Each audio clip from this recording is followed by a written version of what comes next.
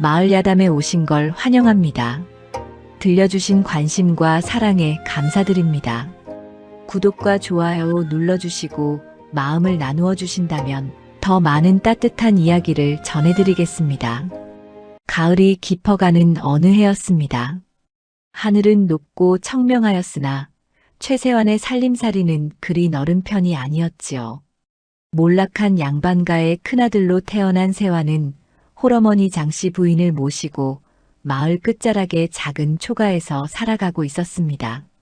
집은 비좁았고 벽은 여기저기 금이 가 있었으며 겨울이 다가오면 바람이 새어 들어오기 일쑤였습니다. 양반 신분이긴 하되 밥상머리에 올릴 창거리조차 빠듯한 형편이었으니 장터에서 짐을 나르거나 이웃들의 품앗이를 거들며 근근히 하루하루를 꾸려 나가는 처지였지요. 때로는 남의 논밭을 거들어주고 품삯을 받기도 하고 때로는 장날에 나가 무거운 짐을 져다주며 푼돈을 모으기도 했습니다. 그래도 세환은 입가에 웃음을 잃지 않았습니다. 남의 일도 제 일처럼 돕고 힘든 중에도 마을 사람들에게 따뜻한 말 한마디를 건네는 성품 덕분에 주변에서는 그를 믿고 따랐습니다. 장씨 부인 역시 어려운 살림 속에서도 아들이 바르게 자라준 것이 그저 고마울 따름이었지요. 남들 앞에서 비굴하지 않고 가난하다 하여 남을 시샘하지도 않는 아들을 보며 장씨 부인은 속으로 자주 생각하곤 했습니다. 내 아들이 비록 재물은 없어도 마음만은 넉넉하구나. 어느 가을날 오래도록 비어있던 이웃집에 누군가 이사를 왔다는 소문이 마을에 퍼졌습니다. 그 집은 석 달 전 주인이 먼 고을로 떠난 뒤로 문이 굳게 닫혀 있었는데 드디어 새 주인을 맡게 된 모양이었지요. 세환이 우물가에 물을 기르러 갔다가 돌아오는 길에 낯선 여인이 작은 진보다리 하나를 들고 이웃집 대문을 들어서는 모습을 보았습니다. 여인은 검소한 옷차림에 고개를 살짝 숙이고 걷는 모습이 잠옷 공손해 보였습니다. 나이는 30 안팎으로 보였고 얼굴에는 세월의 그림자가 어려 있었으나 여전히 단정한 인상이었지요. 세환은 물동이를 이고 가다 말고 잠시 걸음을 멈추었습니다. 새 이웃이 과부인 듯 싶었는데 혼자 사는 여인이 이 작은 마을까지 흘러들어온 데에는 분명 사연이 있을 터였습니다. 세환은 속으로 생각했지요. 참 고생이 많으셨겠구나. 앞으로 이웃으로서 도와드릴 일이 있을 게다. 다음 날 아침 그 여인이 장씨 부인을 찾아왔습니다. 손에는 정갈하게 담은 장아찌 한 그릇을 들고서였지요. 아침 햇살이 마당에 비치는 시각, 조심스러운 발소리와 함께 대문을 두드리는 소리가 들렸습니다. 계십니까? 장씨 부인이 문을 열자 여인은 깊이 허리를 숙여 인사를 올렸습니다. 아랫집에 이사온 한정윤이라 하옵니다. 늦은 인사이나마 올립니다. 변변치 못하오나 이것 받아주십시오. 아이고, 이런 걸 다 가지고 오셨소? 고맙습니다 그려. 장씨 부인은 정윤의 정중한 말씨와 단정한 몸가짐에 호감을 느꼈습니다. 장아찌 그릇을 받아들고 보니 깨끗하게 씻은 무와 오이가 정성스레 담겨 있었습니다. 다만 어딘지 모르게 그 여인의 눈빛 깊은 곳에서 슬픔의 그림자가 어른거리는 듯 했습니다. 웃는 인매와는 달리 눈가에는 지워지지 않는 근심이 서려 있었지요. 혼자 사시는 모양이던데 고생이 많으시겠소. 감사합니다. 혼자 지내다 보니 여러모로 서툴러서요. 앞으로 폐를 끼칠까 염려됩니다. 무슨 말씀을. 이웃끼리 서로 돕고 사는 게 당연한 일 아니오. 무엇이든 필요한 게 있으면 언제든 말씀하시오. 정윤은 고개를 깊이 숙여 인사를 하고 물러났습니다. 그날 저녁 장씨 부인은 세환에게 말했지요. 아들아, 오늘 아랫집에 이사온 과부를 만났는데 참 점잖고 얌전한 사람이더구나. 그런데 말이지, 어딘가 모르게 사연이 많아 보였다. 어머니께서 그리 말씀하시니 분명 그러하겠지요. 제가 내일 가서 짐 옮기는 것이라도 거들어 드리겠습니다. 다음 날부터 세화는 정윤의 집을 자주 드나들게 되었습니다. 우물에서 물을 길어다 주고 무거운 짐을 옮겨주고 마당에 쌓인 장작을 정리해 주었지요. 집 안팎을 살펴보니 손볼 곳이 한두 군데가 아니었습니다. 처마 끝이 기울어져 있고 장독대 돌도 제자리를 잃었으며 문풍지도 헤어져 바람이 새어 들어올 지경이었습니다. 세화는 말없이 이것저것 손을 보았습니다. 처마를 바로잡고 장독대를 고쳐놓고 새 문풍지를 발라주었지요. 정유는 그럴 때마다 고개를 깊이 숙이며 감사를 표했습니다. 항상 신세만 지는 것 같아 죄송합니다. 이웃끼리 돕는 것이 마땅한 일이지요. 혼자 사시느라 여러모로 불편하실 텐데 앞으로도 무엇이든 말씀하십시오. 세화는 정윤에게서 묘한 인상을 받았습니다. 말수가 많지는 않았지만 한마디 한마디가 곱고 조심스러웠고 행동거지가 어딘가 예사롭지 않았습니다. 물 한 그릇을 건네는 손놀림도 인사를 하는 태도도 어딘가 양반집 교수의 몸가짐이 배어있는 듯 했습니다. 어쩌면 옛날에는 넉넉한 집안에서 자랐던 사람이 아닐까 하는 생각이 들었지요. 그렇게 며칠이 흘렀습니다. 세화는 자연스레 아침 저녁으로 정윤의 집 앞을 지나다니며 안부를 묻곤 했습니다. 정윤 역시 세환을 보면 조용히 고개를 숙여 인사를 건넸습니다. 말은 적었으나 그 눈빛에는 감사와 미안함이 가득 담겨 있었지요.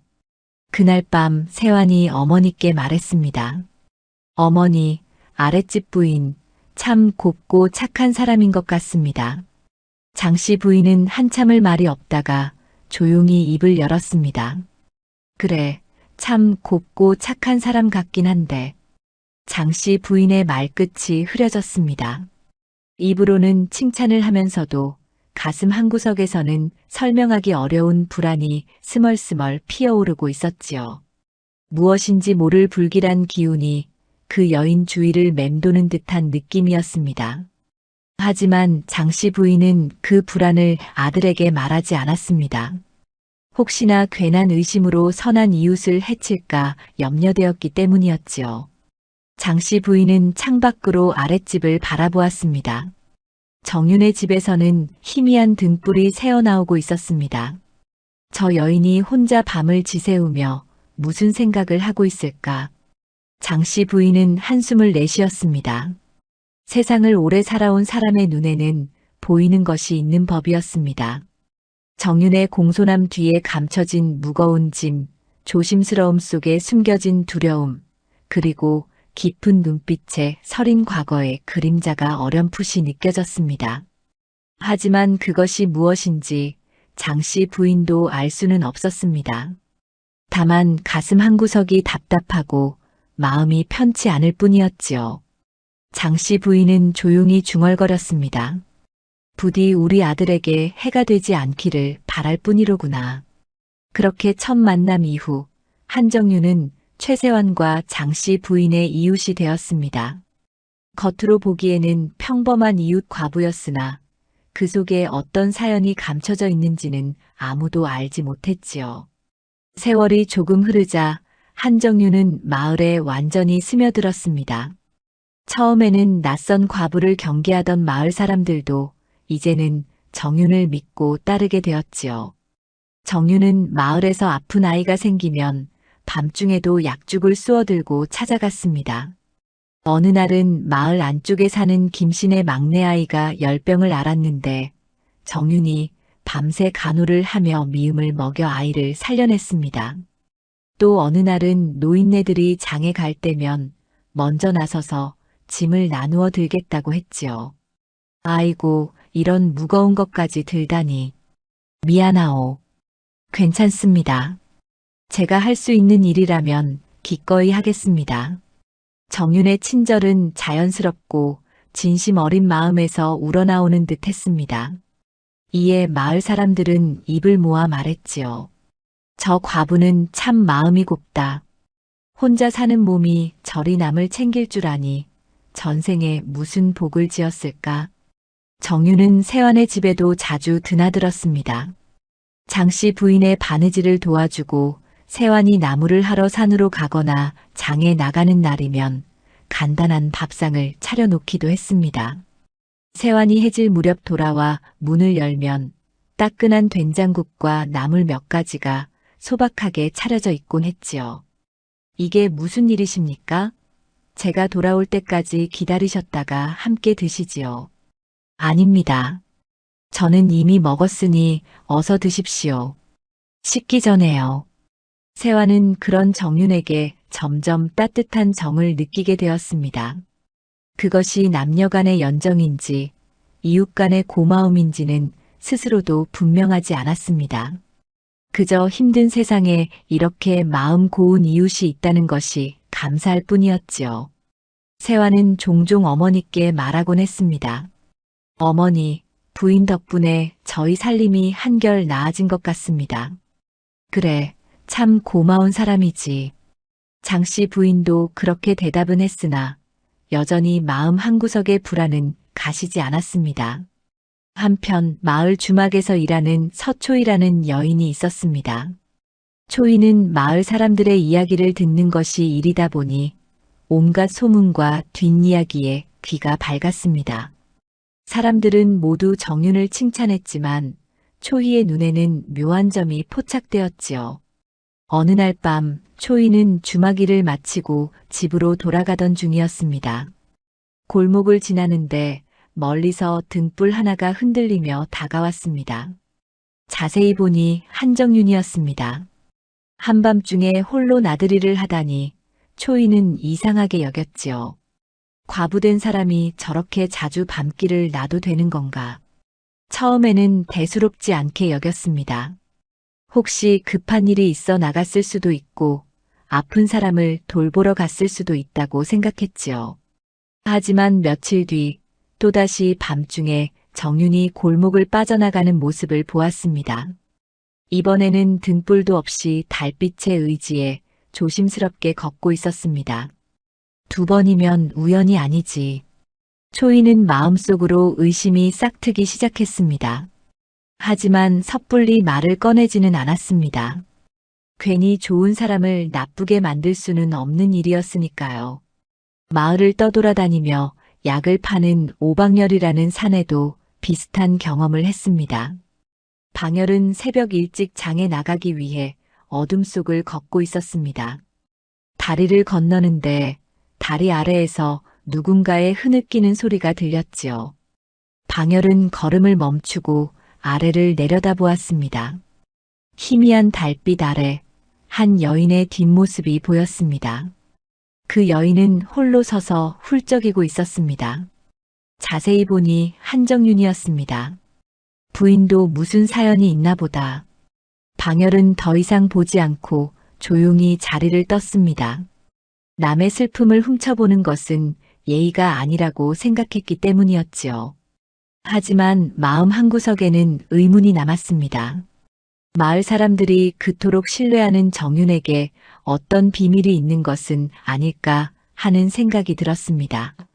그렇게 마을에는 정윤에 대한 두 가지 시선이 공존하게 되었습니다. 대부분의 사람들은 그녀의 친절함과 선한 마음을 믿었지만 몇몇 사람들은 그녀가 무언가를 숨기고 있다는 것을 어렴풋이 느끼고 있었습니다. 하지만 아직 아무도 진실을 알지 못했습니다. 한정윤의 과거가 무엇인지, 그녀가 왜 밤마다 홀로 눈물을 흘리는지 그 누구도 알 수 없었지요. 마을의 중간 상인 배채무는 곡식과 생필품을 장악한 영향력 있는 인물이었습니다. 장날이면 을의 커다란 평상 위에 앉아 장부를 펼쳐놓고 마을 사람들과 흥정을 벌였지요. 채무는 상인답게 말솜씨가 좋았고 사람을 대하는 태도도 부드러웠습니다. 하지만 그 눈빛 깊은 곳에는 언제나 계산하는 빛이 서려 있었습니다. 어느 장날 세완이 집에서 거둔 보리를 내다 팔러 장에 나갔습니다. 채문의 좌판 앞에 보리 한 섬을 내려놓자 채문이 보리알을 한 줌 집어 살펴보며 말했습니다. 최도령, 오늘도 곡식 내러 오셨구려. 앉으시지요. 예, 그러겠습니다. 세환이 평상 한쪽에 앉자 채무는 보리값을 흥정하며 슬쩍 다른 이야기를 꺼냈습니다. 그나저나 도령댁 아랫집에 과부가 이사 왔다지요? 요새 마을에서 그 이야기가 자자합니다. 예, 한씨 부인 말씀이시지요. 참 착하고 성실한 분이십니다. 채무는 보리를 내려놓고 세환을 바라보았습니다. 그 눈빛에는 묘한 빛이 스쳤습니다. 사람이란 게 말이요. 겉으로 보기엔 참 곱고 착해도 그 속사정은 아무도 모르는 법이지요. 특히 과부가 혼자 먼 고을까지 떠돌아온 데에는 다 까닭이 있는 법 아니겠소?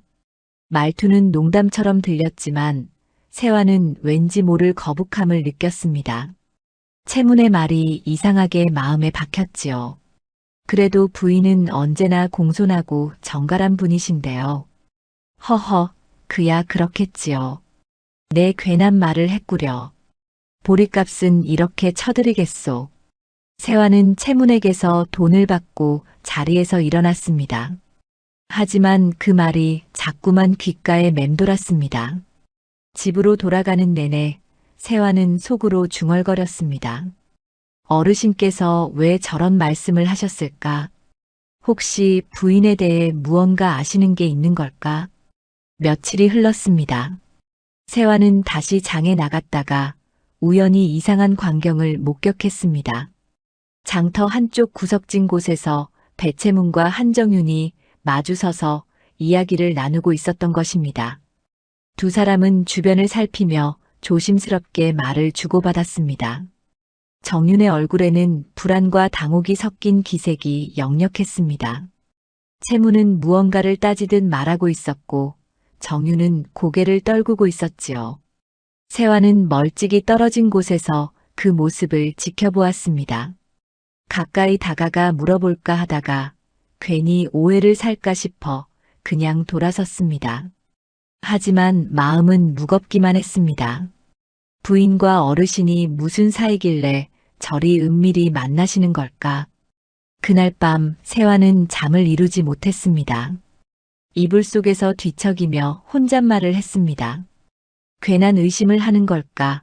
아니면 정말 무언가 있는 것일까? 세환은 정윤을 의심하고 싶지 않았습니다. 그동안 보아온 정윤의 모습은 선하고 진실했으니까요. 하지만 배채문의 말과 장터에서 본 광경이 자꾸만 떠올랐습니다. 며칠 뒤 서초이가 세환을 찾아왔습니다. 초이는 주막에서 들은 이야기를 전하러 온 것이었지요. 도령, 너무 믿지 말아요. 무슨 말씀이십니까? 한씨 부인 말이에요. 저 과부 뭔가 묘해요. 나쁜 사람이라고 할 순 없지만 숨기는 게 있는 것 같단 말이에요. 초이는 자신이 밤중에 정윤을 목격한 일을 세환에게 털어놓았습니다. 한두 번이 아니라 여러 번 밤에 외출하는 모습을 보았다고 했습니다. 과부가 밤중에 혼자 나다니는 게 예사로운 일은 아니잖아요. 분명 무슨 사정이 있을 거예요. 세환은 초희의 말을 듣고 더욱 혼란스러워졌습니다. 하지만 여전히 정윤을 의심하고 싶지 않았습니다. 사람을 섣불리 의심하면 죄가 되는 법이요. 한정윤 어른께도 나름의 사정이 있으실 겁니다. 그래도 조심하세요. 제가 보기엔 뭔가 수상해요. 초이가 돌아간 뒤 세환은 혼자 앉아 생각에 잠겼습니다.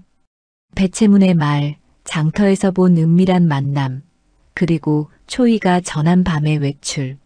모든 것이 하나씩 쌓여가고 있었습니다. 정말 부인께서 무언가를 숨기고 계시는 걸까? 세환의 마음 한구석에는 작은 가시 하나가 박힌 듯 남았습니다. 믿고 싶은 마음과 의심스러운 정황 사이에서 세환은 흔들리기 시작했습니다. 하지만 세환은 여전히 정윤의 편을 들고 싶었습니다. 그동안 보아온 그녀의 선함을 믿고 싶었지요. 세환은 다짐했습니다. 조금 더 지켜보자. 함부로 판단하지 말고 진실이 무엇인지 알아보자. 그렇게 세환은 마음을 가라앉히려 애썼습니다. 하지만 불안은 점점 커져만 갔습니다. 어느 날 장씨 부인의 기력이 갑자기 떨어졌습니다. 아침부터 식은땀을 흘리며 기침을 하시더니 저녁 무렵에는 자리에서 일어나지도 못하게 되었지요. 세화는 크게 놀라 급히 산으로 약초를 캐러 나섰습니다. 어머니, 제가 금방 다녀오겠습니다. 조금만 기다리십시오. 아들아, 걱정 말거라. 늙은이가 의뢰 그러는 거지. 세화는 뒷산으로 향했습니다. 가을이 깊어진 산은 쓸쓸했고 약초를 찾기도 쉽지 않았습니다. 세화는 산비탈을 이리저리 헤매며 약초를 찾아다녔지요. 해가 서쪽으로 기울 무렵 세화는 간신히 약초 몇 뿌리를 캐냈습니다. 이제 내려가야겠다 싶어 산비탈 아래를 내려다보는데 아래쪽에서 사람 목소리가 들렸습니다. 세화는 고개를 숙여 조심스럽게 살펴보았습니다. 산비탈 아래 바위 그늘에 정윤이 낯선 노인과 마주 앉아 있었습니다. 두 사람은 무언가 심각한 대화를 나누고 있는 듯 했습니다. 부인의 얼굴에는 두려움이 가득했고 노인의 목소리는 낮고 거칠었습니다. 세화는 더 가까이 다가가 듣고 싶었으나 발을 헛디디면 돌멩이가 굴러 떨어질 것 같았습니다.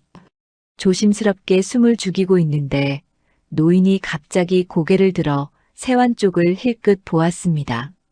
노인은 세환의 존재를 눈치챈 듯 정윤에게 무언가 짧게 속삭인 뒤 서둘러 자리에서 일어났습니다. 그러고는 숲속으로 재빨리 사라졌지요. 정윤 역시 세환을 발견하고는 깜짝 놀란 표정을 지었습니다. 그녀는 황급히 자리를 정리한 뒤 아무 일도 없었다는 듯 산길을 따라 내려갔습니다. 세환과 눈이 마주쳤지만 한씨 부인은 고개를 숙인 채 빠른 걸음으로 지나쳤습니다. 세환은 잠시 망설였습니다. 뒤따라가서 물어볼까 하다가 집에서 기다릴 어머니 생각에 그대로 산을 내려왔습니다. 집에 돌아온 세환은 약초를 다려 어머니께 드렸습니다. 장씨 부인은 약을 드시고 나서야 조금 기운을 차리셨습니다. 세환은 어머니 곁에 앉아 조심스럽게 말을 꺼냈습니다. 어머니, 오늘 산에서 부인을 뵈었습니다. 그래, 약초를 캐러 갔던 모양이구나. 아닙니다. 어떤 노인과 함께 계셨는데 그 표정이 심상치 않았습니다. 제가 괜한 생각을 하는 걸까요?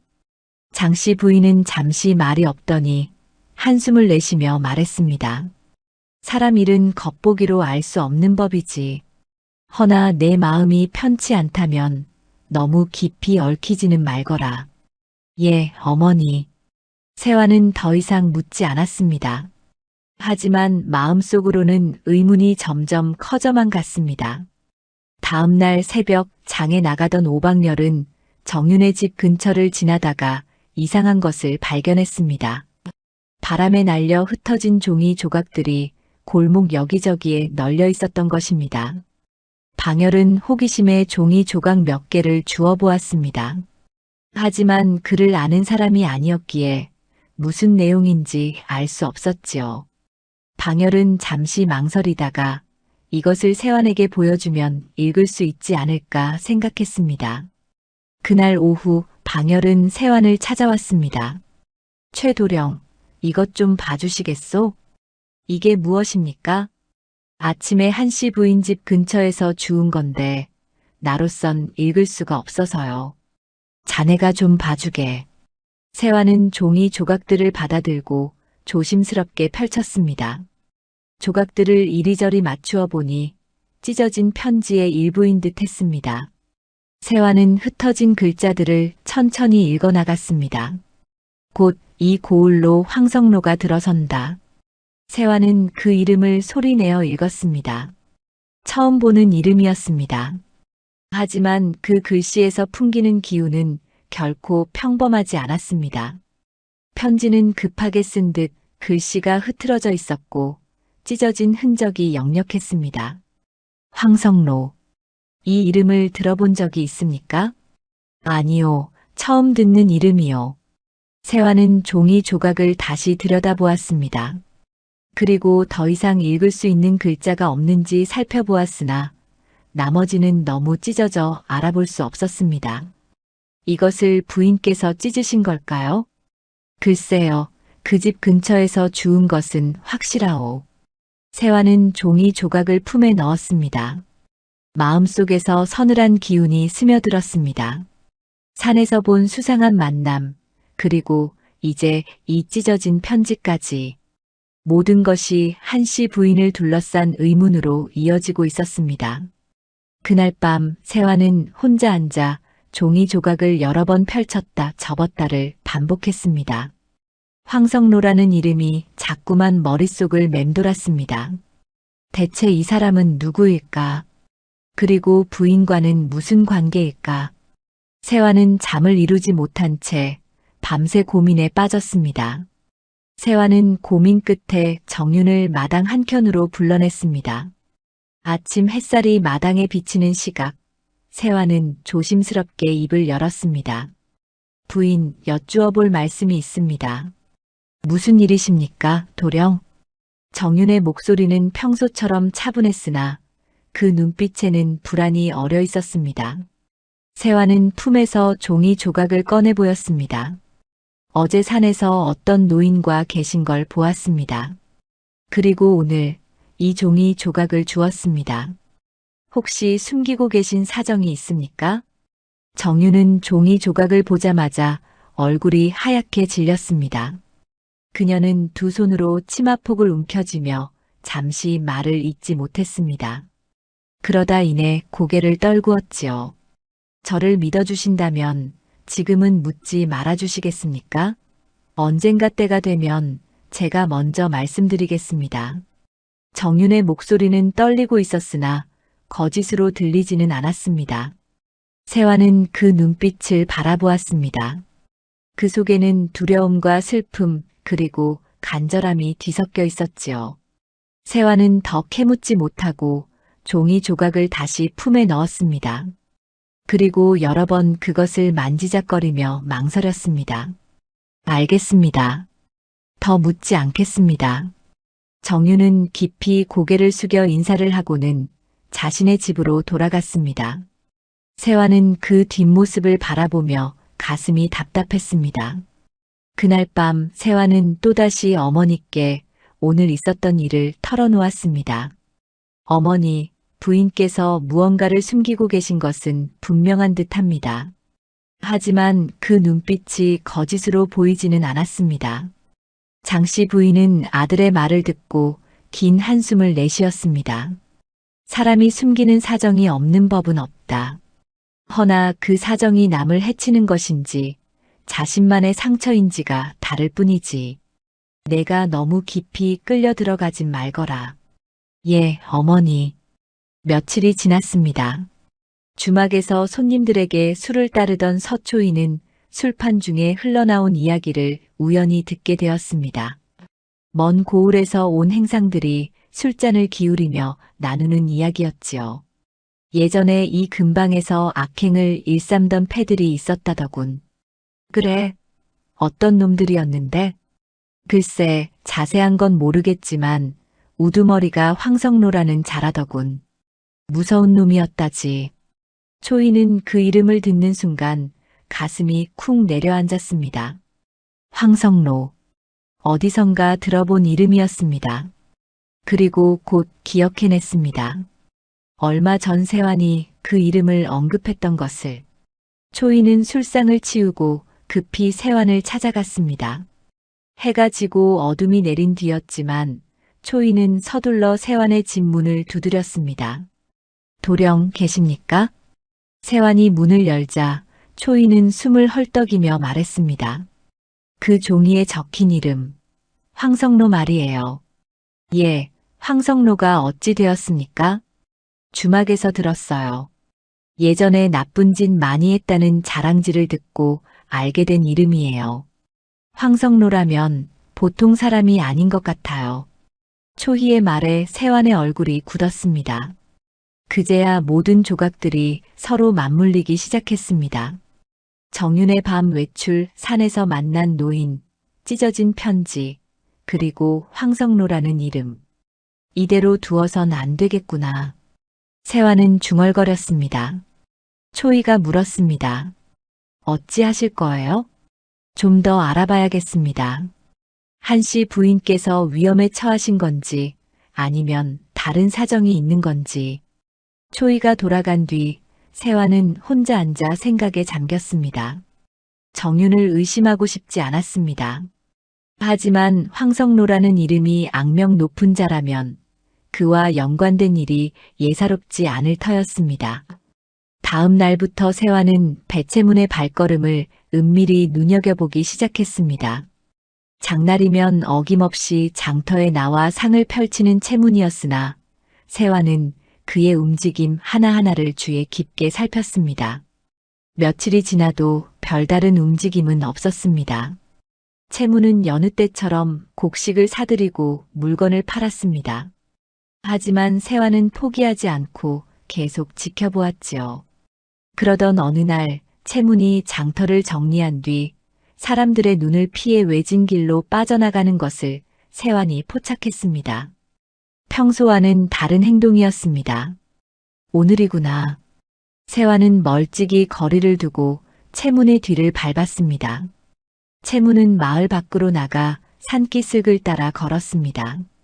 그리고 작은 광산 뒤편 오래된 헛간 앞에서 멈추었지요. 세환은 숨을 죽이고 나무 뒤에 몸을 숨겼습니다. 채문은 주위를 살피더니 헛간 문을 열고 안으로 들어갔습니다. 세환은 조심스럽게 헛간에 다가갔습니다. 벽 틈으로 안을 들여다보려는 순간 안에서 목소리가 들려왔습니다. 그리고 그 목소리 중 하나는 정윤의 것이었습니다. 세환은 가슴이 철렁 내려앉았습니다. 정윤이 정말로 배채문과 무언가 은밀한 일을 꾸미고 있는 것일까? 세환은 숨을 죽이고 귀를 기울였습니다. 세환은 벽 틈에 몸을 숨긴 채 헛간 안을 엿보았습니다. 희미한 등불 아래 세 사람의 모습이 보였습니다. 배채문과 한정윤, 그리고 낯선 노인이었습니다. 그 노인은 세환이 산에서 보았던 바로 그 사람이었지요. 노인의 목소리는 거칠고 사나웠습니다. 나이는 많았으나 기운만큼은 젊은이 못지않아 보였습니다. 세환은 그제야 노인이 누구인지 짐작할 수 있었습니다. 황성로. 바로 찢어진 편지에 적혀있던 그 이름의 주인이었습니다. 정윤은 고개를 떨군 채 떨리는 목소리로 답했습니다. 저는 이제 더 이상 그때와 같은 짓을 하기 싫습니다. 그날 이후로 제 인생은 늘 죄를 안고 사는 마음이었습니다. 제발 이만 놓아주십시오. 배채문이 비웃으며 말을 끼어들었습니다. 지금 와서 그 말이 통하겠소? 내가 본 것, 들은 것, 알고 있는 것이 얼마인데. 입을 다물고 가만히 살고 싶으면 우리가 시키는 대로 하시오. 세환은 헛간 밖에서 그 말을 듣고 온몸에 소름이 돋았습니다. 지금까지 믿어왔던 부인이 악행의 공범이었단 말인가, 아니면 협박당하는 피해자인 것인가. 하지만 정윤의 목소리만큼은 분명했습니다. 그 떨림 속에는 두려움과 죄책감이 섞여 있었습니다. 억지로 하는 말이 아니었습니다. 진심으로 과거에서 벗어나고 싶어하는 간절함이 묻어났지요. 황성로가 다시 입을 열었습니다. 조용히 하던 일이나 계속해. 이번 일만 마치면 내 너를 놓아주마. 하지만 만약 배신한다면 내가 어디로 도망치든 찾아내서 끝을 보겠다. 제발. 정윤의 목소리는 더 이상 이어지지 않았습니다. 흐느끼는 소리만이 헛간 밖까지 들려왔습니다. 세환은 더 이상 듣고 있을 수가 없었습니다. 마음속에서는 정윤을 구해야 한다는 생각과 혹시 모를 위험에 대한 두려움이 동시에 일었습니다. 하지만 지금 당장 뛰어들어간들 세환 혼자서는 어찌할 도리가 없었습니다. 배채문도 만만치 않은 인물이거니와 황성로는 악명 높은 자가 아니었습니까? 세환은 이를 악물고 자리를 떠났습니다. 증거를 모아야 한다. 그리고 도움을 청해야 한다. 세화는 조심스럽게 헛간에서 멀어졌습니다. 발소리를 죽이며 천천히 뒤로 물러나는데 그만 발밑에 마른 나뭇가지를 밟고 말았습니다. 우두둑 소리가 밤 공기를 갈랐지요. 헛간 안의 대화가 뚝 끊겼습니다. 세화는 가슴이 철렁 내려앉았습니다. 밖에 누가 있나? 배채문의 목소리가 들렸습니다. 세화는 더 이상 망설이지 않고 몸을 돌려 어둠 속으로 뛰어갔습니다. 뒤에서 헛간 문이 열리는 소리가 들렸으나 세화는 뒤도 돌아보지 않고 달렸습니다. 숲을 빠져나와 마을로 돌아온 세화는 숨을 헐떡이며 집 앞에 멈춰 섰습니다. 온몸이 땀으로 젖어 있었고 심장은 터질 듯 뛰었습니다. 이 사실을 혼자서 감당할 수는 없다. 다음 날 새벽 세화는 오방열을 찾아갔습니다. 방열은 약을 다리던 손을 멈추고 세환의 이야기를 들었습니다. 그런 일이 있었단 말이오? 예, 제가 직접 들었습니다. 부인은 협박을 받고 있는 것이 분명합니다. 방열은 잠시 심각한 표정을 지었습니다. 그리고는 고개를 끄덕였습니다. 그렇다면 서초희에게도 알려야겠소. 우리 셋이 힘을 합쳐야 할 것 같소. 낮이 되자 세환과 방열은 주막에서 초희를 만났습니다. 세 사람은 구석진 자리에 앉아 조용히 이야기를 나누었습니다. 세환은 어젯밤 헛간에서 들은 이야기를 모두 털어놓았습니다. 초희는 놀란 표정으로 손으로 입을 막았습니다. 그럼 부인은 나쁜 사람이 아니라 억지로 끌려다니는 거였군요. 그런 것 같습니다. 그분의 목소리에는 진심이 담겨 있었습니다. 방열이 말했습니다. 그렇다면 우리가 도와야 하지 않겠소? 하지만 황성로와 배채무는 만만한 상대가 아닐 텐데.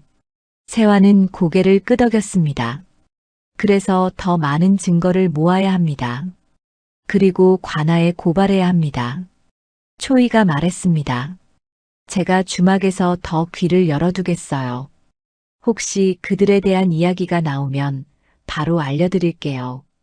저는 약 장사를 다니며 여러 고을의 소식을 들어보겠소. 황성로에 대한 정보를 더 모아야겠소. 세 사람은 조금씩 서로의 조각난 정보들을 맞추며 진실에 다가가기 시작했습니다. 그리고 정윤을 구하기 위한 계획을 세우기 시작했지요. 하지만 세환은 알고 있었습니다. 이 일이 결코 쉽지 않을 것이라는 것을. 황성로와 배채무는 교활하고 위험한 자들이었으니까요. 세환은 더 이상 미룰 수 없음을 느끼고 정윤을 조용한 개울가로 불러냈습니다. 해가 뉘엿뉘엿 지고 있었고 바람은 잔잔했지만 두 사람 사이의 공기는 무겁기만 했습니다. 세환은 개울가 바위에 앉아 정윤을 기다렸습니다. 얼마 지나지 않아 정윤이 조심스러운 걸음으로 다가왔습니다. 그녀의 얼굴에는 이미 각오가 서려 있었습니다. 어제 헛간에서의 일을 모두 들었습니다. 이제는 진실을 말씀해 주셔야 할 때인 것 같습니다. 정윤은 처음에는 부정하려는 듯 입술을 떨었습니다. 하지만 곧 힘이 빠진 듯 바위에 주저앉으며 고개를 숙였습니다.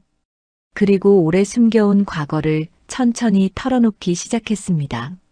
저는 본래 다른 고을에서 남편과 함께 살았습니다. 남편은 착한 사람이었지요. 하지만 우리 부부는 운이 없었습니다. 정윤의 목소리는 떨렸으나 이제 더 이상 숨길 것이 없다는 듯 또박또박 말을 이어갔습니다. 그때 황성로라는 자가 그 고을에서 불법 거래를 일삼고 있었습니다. 남편이 우연히 그 일을 목격하게 되었고 황성로는 남편을 협박하여 일을 거들게 했습니다. 저도 남편 때문에 어쩔 수 없이 끌려 들어갔지요. 정윤은 잠시 말을 멈추고 눈물을 닦았습니다. 세환은 조용히 그 이야기를 들었습니다. 남편은 그 일에서 빠져나오려 했습니다. 관아에 고발하려 했지요. 하지만 황성로가 먼저 알아챘습니다. 그리고 남편은 억울하게 목숨을 잃었습니다.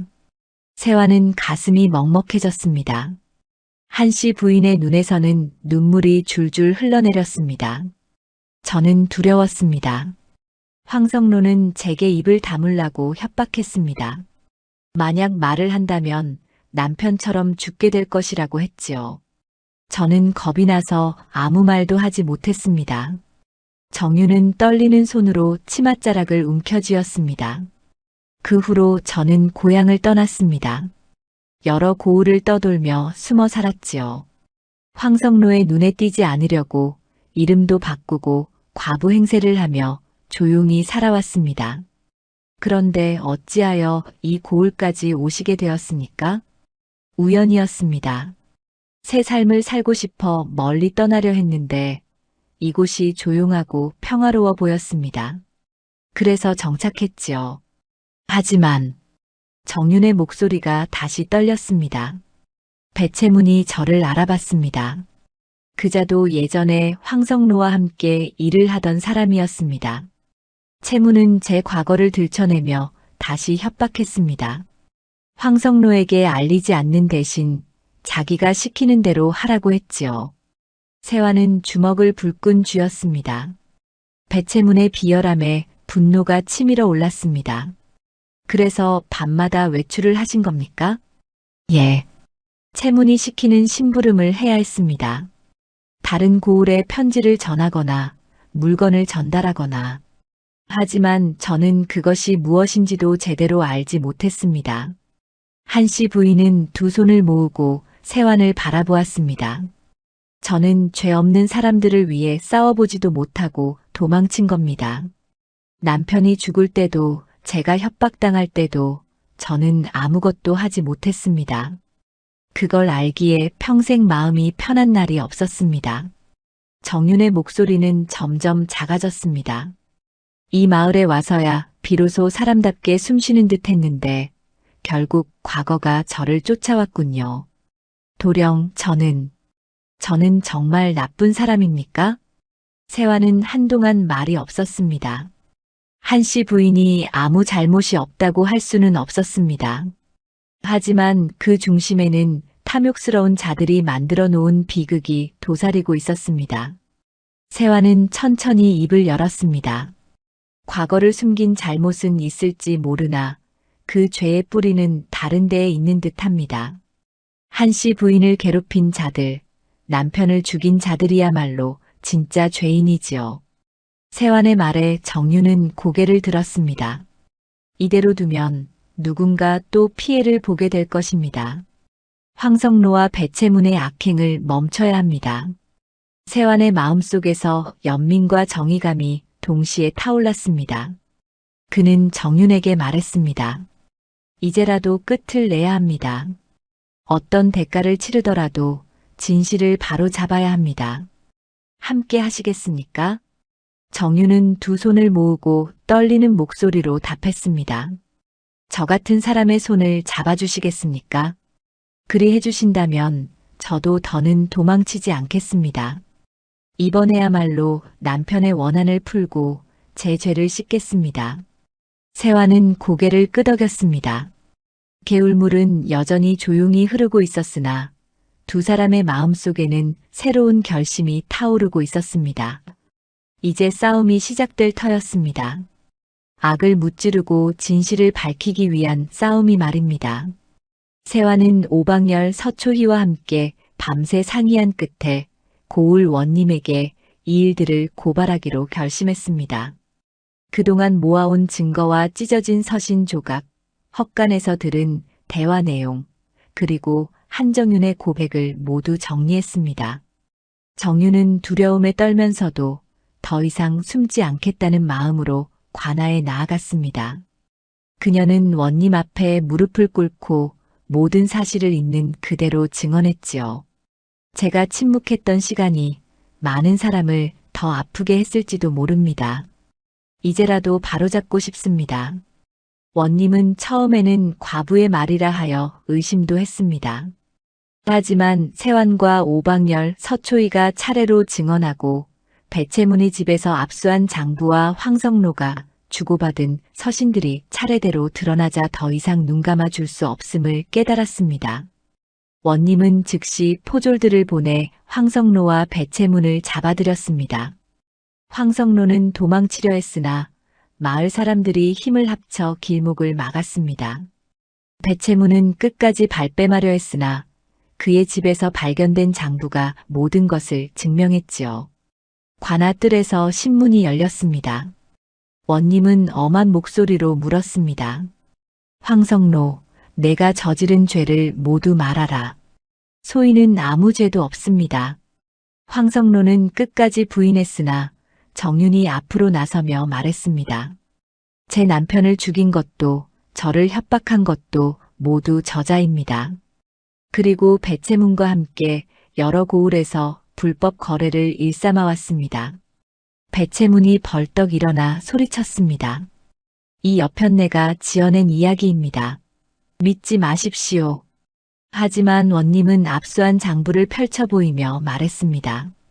이 장부에 내가 거래한 내역이 낱낱이 적혀 있다. 더 이상 변명은 소용없다. 결국 황성로는 그간의 죄목인 살인 교사와 협박, 불법 거래를 취한 죄로 엄중한 형벌을 선고받았습니다. 배채문 역시 함께 얽혀있던 부정한 거래와 협박 행위가 드러나 재산 몰수와 함께 중벌을 받았습니다. 마을 사람들은 그제야 정윤의 진실을 알게 되었습니다. 처음에는 놀라고 당황했으나 곧 그녀를 동정하고 응원했습니다.